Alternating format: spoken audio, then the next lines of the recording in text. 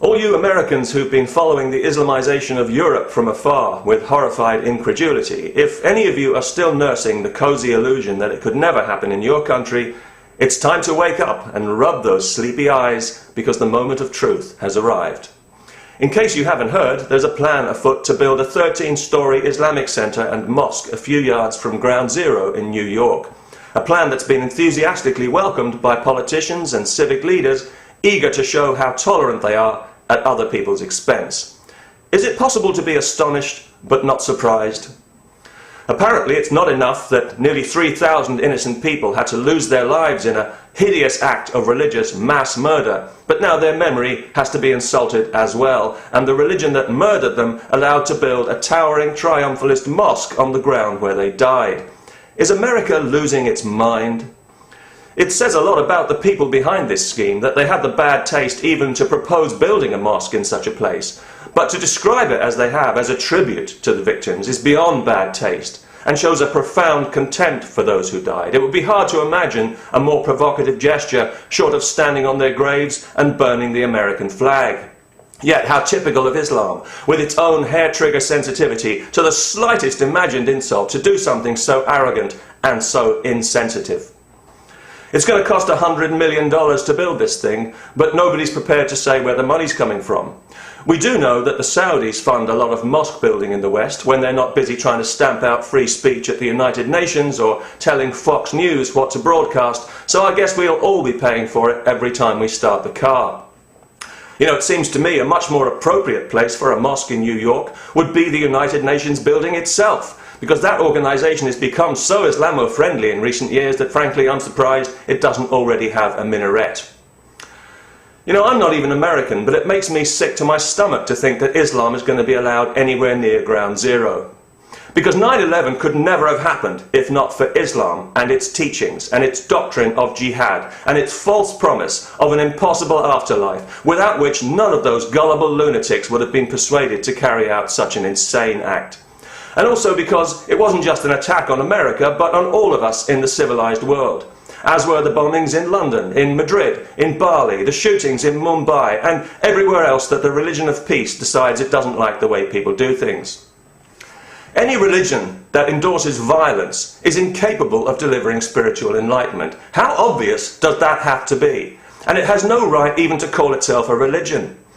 Without the shield of religion to hide behind, Islam would be banned in the civilized world as a political ideology of hate, and we have no obligation to make allowances for it any more than we do for Nazism. It's a bigger threat to our freedom than Nazism ever was. Yes, both are totalitarian and both divide the world unnecessarily into us and them, the pure and the impure, and both make no secret of their desire to exterminate the Jews. But we were all more or less on the same side against the Nazis, whereas the Islamo-Nazis have got plenty of friends among people in the West who ought to know better. American politicians now regularly make the kind of dimmy noises about diversity as an excuse for Islamization, the same kind of thing that we've become so depressingly familiar with in Europe. It's true that diversity has been good for America. It's been the making of that country. But American diversity has always been grounded in respect for the values, the individual liberties that make America what it is. Islam rejects those values, and that's the difference, and it's a very important difference. Islam despises what America is. It rejects everything America stands for, including freedom and diversity. And any Muslim who denies that is a liar.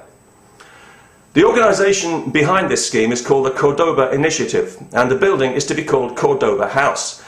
And this is because Cordoba, or Cordoba, is the city in southern Spain where Muslims built their first great mosque at the start of, and as a symbol of, their conquest of Spain.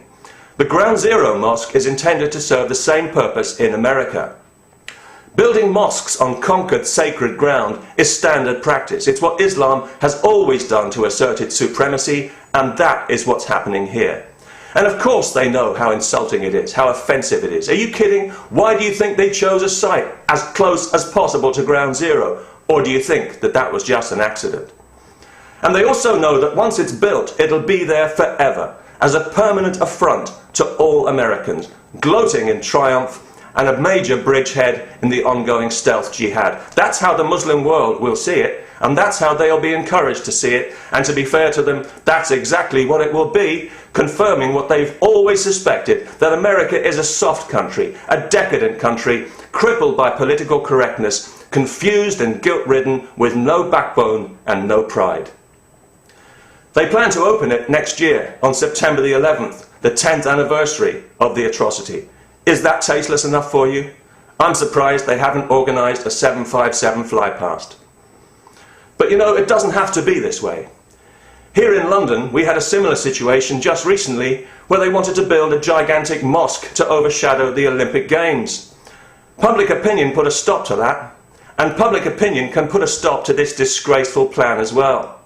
And it can tell this group and the politicians who support them that enough is enough, and that this is one insult too far, and that America is a big country and there's plenty of room for them to build their offensive mosque, if they have to, somewhere else, somewhere perhaps more appropriate to the spirit of their religion, like the Arizona desert or Death Valley. Peace, and God bless the kuffar.